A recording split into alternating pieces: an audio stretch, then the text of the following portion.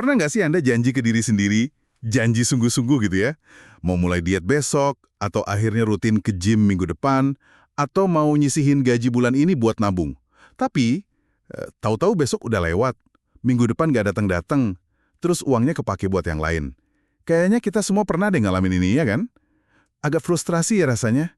Kok kita gagal sih ngelakuin apa yang sebenarnya kita pengen lakuin? Nah, dalam pembahasan kita kali ini, kita akan coba menelusuri akar masalah yang sangat manusiawi ini. Soal nunda-nunda sama susahnya ngontrol diri. Ada sumber menarik yang Anda bagikan, khususnya satu bab yang fokus banget ke topik ini. Bab 6 ya kalau tidak salah, judulnya Masalah Penundaan dan Kontrol Diri. Mengapa kita tidak bisa membuat diri kita melakukan apa yang kita inginkan? Ini kayaknya bisa jadi kacamata bagus buat ngebongkar kenapa kok susah banget ngelawan godaan jangka pendek demi tujuan jangka panjang kita. Betul sekali. Inti masalahnya seperti yang dibahas di bab itu ya, memang ada bentrokan klasik dalam diri kita. Ada satu sisi diri kita yang pengennya seneng sekarang aja saat ini juga, tapi ada sisi lain yang tahu gitu loh apa yang sebetulnya lebih baik buat masa depan. Pertarungan antara gratifikasi instan sama gratifikasi tertunda. Sumber ini nyajiin beberapa eksperimen dan cerita yang menurut saya menarik banget buat memahami tarik ulur ini. Kenapa niat baik aja tuh seringnya nggak cukup gitu. Tepat. Oke deh, mari kita bedah barang-barang materi ini. Tujuan kita yaitu tadi, coba ngerti kenapa kita cenderung kalah dalam perang batin ini.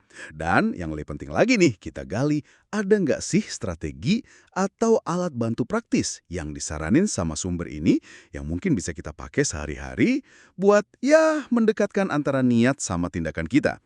Oke, kita mulai dari satu eksperimen yang cukup terkenal ya, yang dijelasin di sumber ini. Ini tentang mahasiswa dan deadline tugas.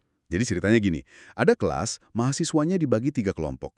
Kelompok pertama, mereka dikasih deadline yang jelas, kaku sama dosennya, dibagi rata selama semester. Oke.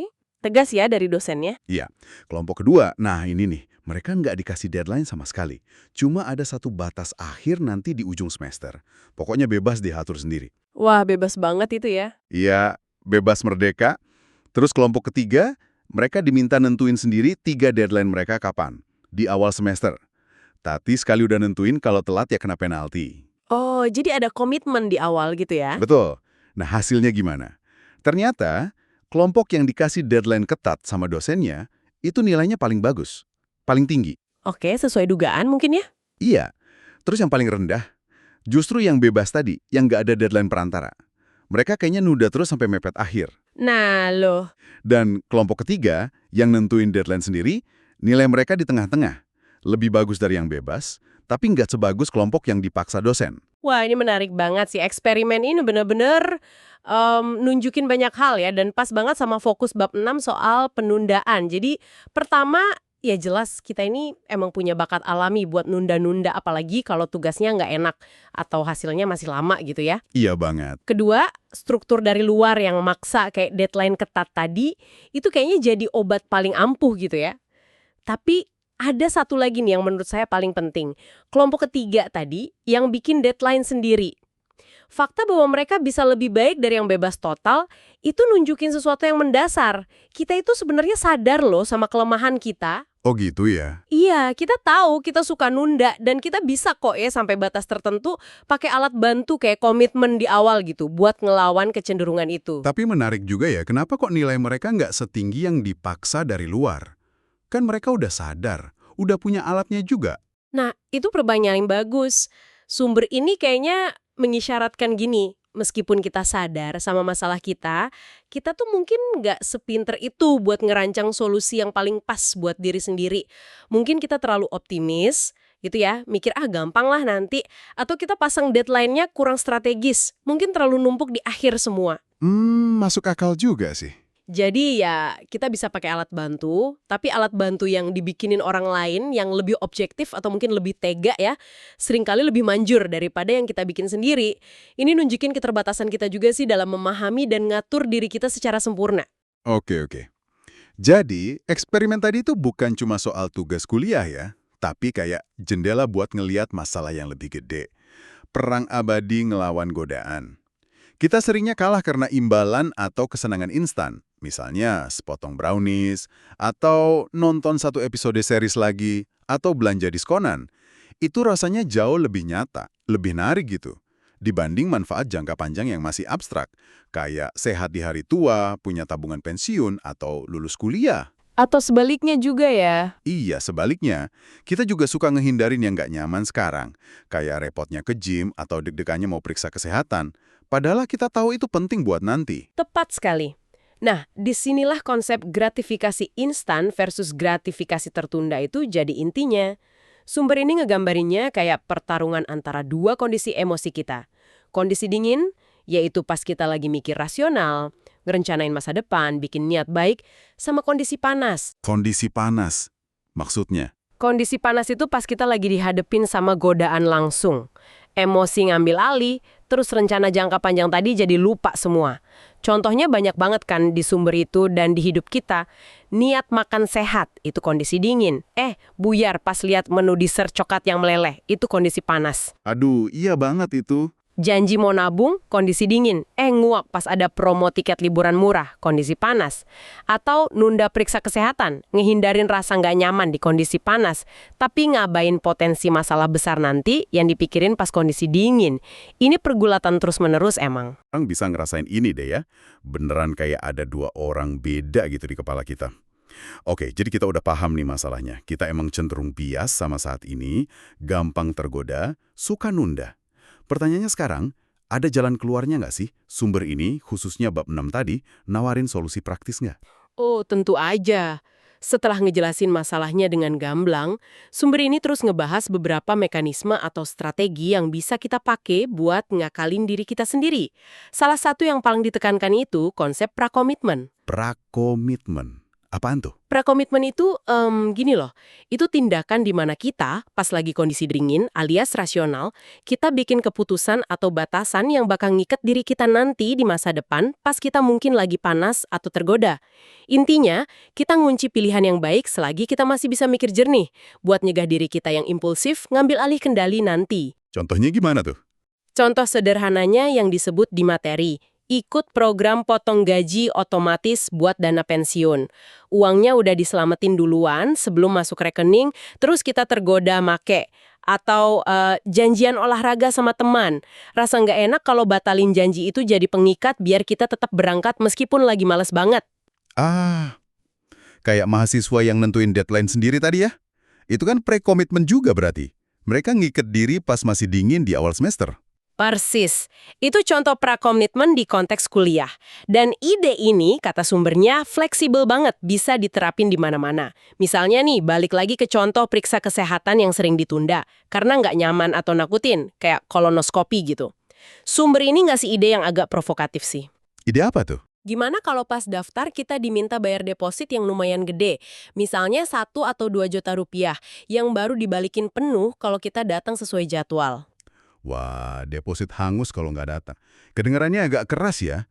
Nggak bikin orang malah jadi takut daftar apa? Itu pertanyaan bagus sih soal penerimaan strategi kayak gini, tapi logikanya itu buat nyiptain kerugian langsung yang kerasa kalau kita ngelanggar komitmen.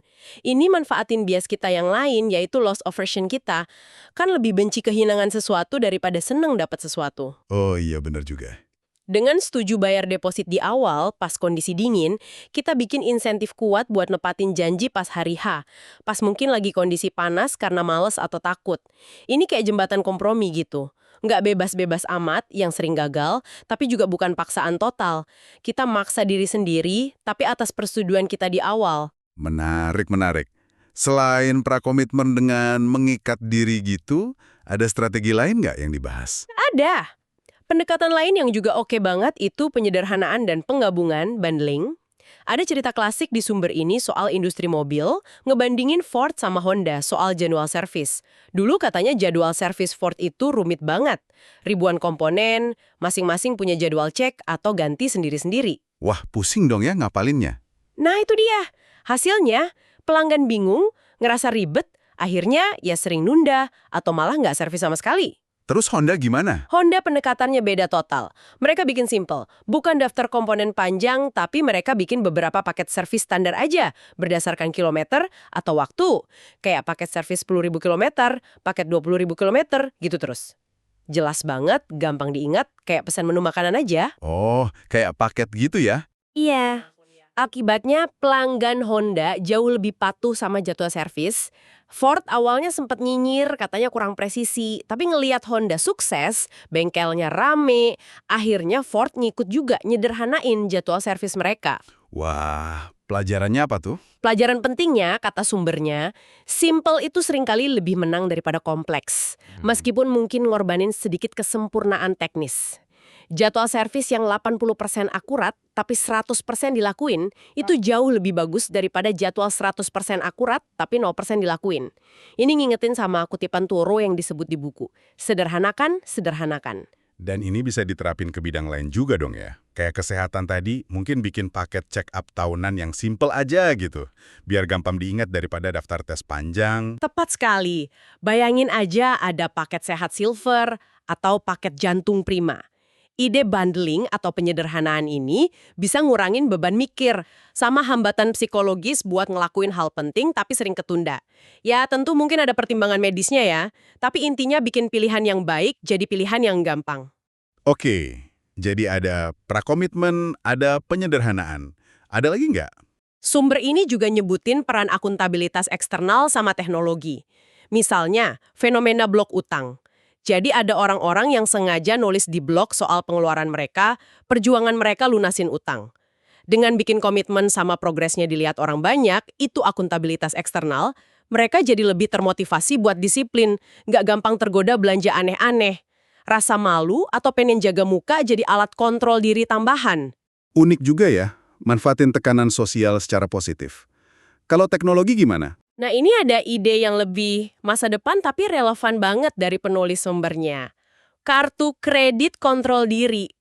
Bayangin, ada kartu kredit pinter, smart card, yang bisa Anda program sendiri sesuai kelemahan Anda. Misalnya Anda sadar gampang kalap kalau beli buku atau ngopi. Anda bisa setel batas di kartu itu. Maksimal 500.000 sebulan buat kategori buku. Atau nggak bisa dipakai di coffee shop abis jam 5 sore. Wah, Bahkan, mungkin bisa diatur buat ngirim notif otomatis ke pasangan atau teman Anda kalau Anda coba ngelanggar aturan yang Anda bikin sendiri. wow, itu keren banget sih. Tapi bisa nyebelin juga buat sebagian orang ya. Kenapa ide ini belum ada ya? Katanya penulisnya pernah nawarin ke bank gede kan? Bener, dia pernah nawarin ke bank besar, ditolak. Alasannya agak ironis memang. Bank, terutama yang nerbitin kartu kredit, itu kan dapat untung gede justru dari kurangnya kontrol diri nasabah, lewat bunga tinggi, denda telat bayar, biaya over limit. Oh iya. Jadi ada konflik kepentingan di situ. Ngasih alat yang benar-benar bantu nasabah ngontrol pengeluaran bisa jadi malah ngurangin untung bank. Tapi ya, ini nggak ngurangin potensi teknologinya sih. Mungkin nanti ada startup atau lembaga keuangan yang lebih peduli sama nasabah yang bikin ide ini jadi nyata. Ironis banget ya. Jadi kita punya masalah kontrol diri, ada pihak yang malah untung dari situ. Oke deh, kita pindah ke strategi lain yang kayaknya lebih bersahabat dan udah kebukti berhasil. Save more tomorrow, atau menabung lebih banyak besok. Ini buat ngatasin masalah susah nabungan ya. Betul, ini program yang dirancang sama ekonom perilaku terkenal Richard Thaler yang menang Nobel itu sama Shlomo Benarzi. Mereka paham banget psikologi nabung. Masalah utamanya kan gini, nyuruh orang motong pengeluaran sekarang buat nabung masa depan itu rasanya sakit. Kita ngerasa kehilangan uang yang bisa dinikmatin sekarang. Nah, program Save More Tomorrow ini ngakalinya pinter banget. Gimana caranya tuh? Caranya gini, pas karyawan baru masuk kerja atau pas ada momen daftar tunjangan, selain ditanya mau nabung berapa persen dari gaji sekarang buat pensiun, mereka dikasih pilihan tambahan. Apakah Anda bersedia buat otomatis ngalokasiin sekian persen dari tiap kenaikan gaji di masa depan buat tabungan pensiun?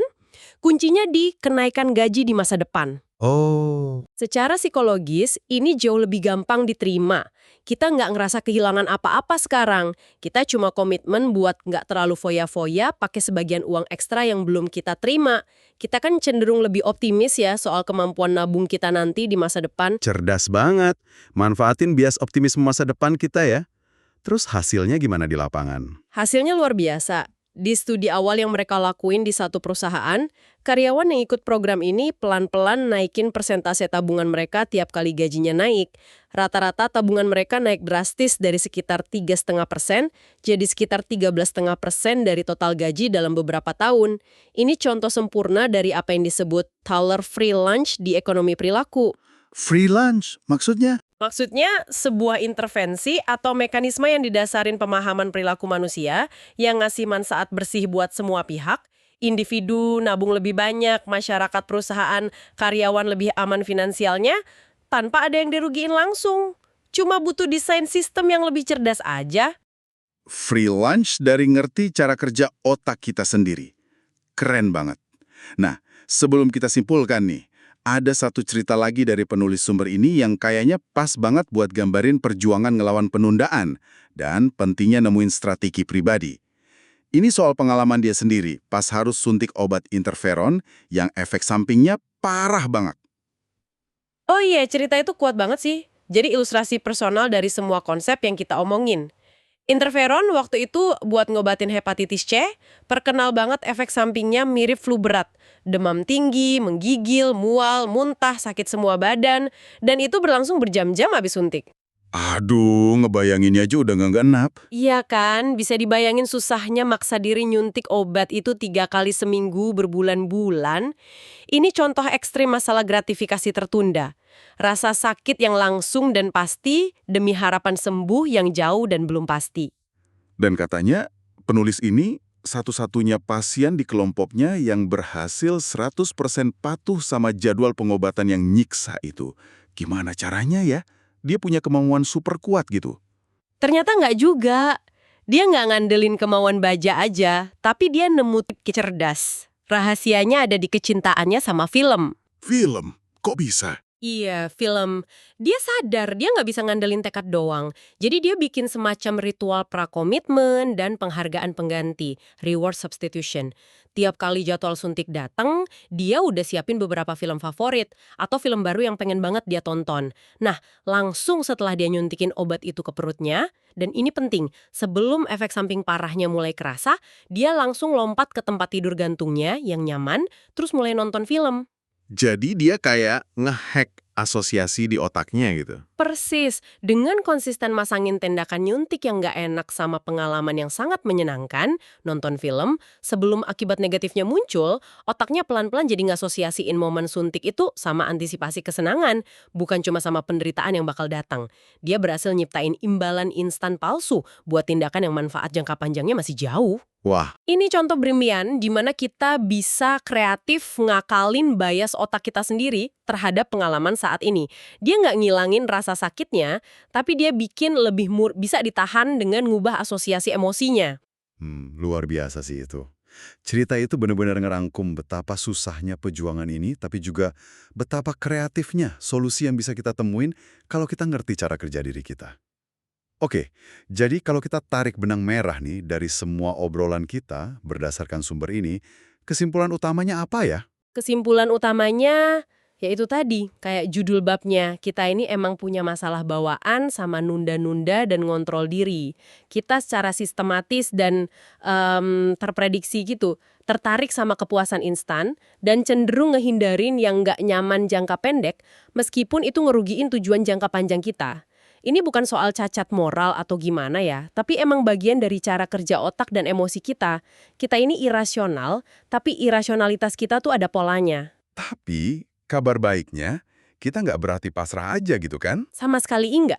Justru, nyadar dan paham sama pola irasionalitas kita ini adalah langkah pertama yang paling penting. Kayak yang udah kita bahas panjang lebar dari contoh-contoh di sumber tadi, begitu kita tahu di mana kelemahan kita bisa mulai bangun jembatan atau alat bantu. Kita bisa pakai strategi kayak prakomitmen, ngikat diri pas lagi dingin, nyederhanain pilihan biar nggak bikin pusing ala Honda tadi, manfaatin akuntabilitas eksternal atau teknologi, blok utang, kartu kredit pinter, ngerancang pilihan masa depan biar lebih gampang diambil, save more tomorrow, atau bahkan nyiptain penghargaan pengganti yang cerdas kayak cerita interferon tadi. Jadi, intinya bukan ngilangin godaan atau rasa malas sama sekali, karena itu mungkin nggak mungkin ya. Tapi lebih ke jadi lebih pintar ngelola diri kita sendiri, pakai pengetahuan soal bias kita buat keuntungan kita sendiri. Tepat sekali. Dan ini mungkin jadi pertanyaan penutup buat Anda renungkan nih setelah dengar semua strategi dan mekanisme yang kita gali dari sumber ini. Pertanyaannya gini, dari semua pendekatan tadi, mulai dari disiplin dari luar kayak deadline paksa, mekanisme prakomitmen kayak deposit hangus atau janji publik, penyederhanaan pilihan yang radikal, pakai teknologi buat ngebatasin diri, nabung otomatis dari uang masa depan, sampai trik psikologis cerdas kayak penghargaan pengganti, mekanisme mana yang kira-kira paling kena di hati Anda, dan paling mungkin bisa Anda terapin secara efektif buat ngatasin satu tantangan penundaan atau godaan terbesar dalam hidup Anda sekarang. Nggak ada jawaban benar salah sih, tapi mungkin ini bisa jadi titik awal buat Anda coba-coba sendiri. Sesuatu untuk Anda pikirkan lebih lanjut ya. Terima kasih sudah menyimak penelusuran kita kali ini.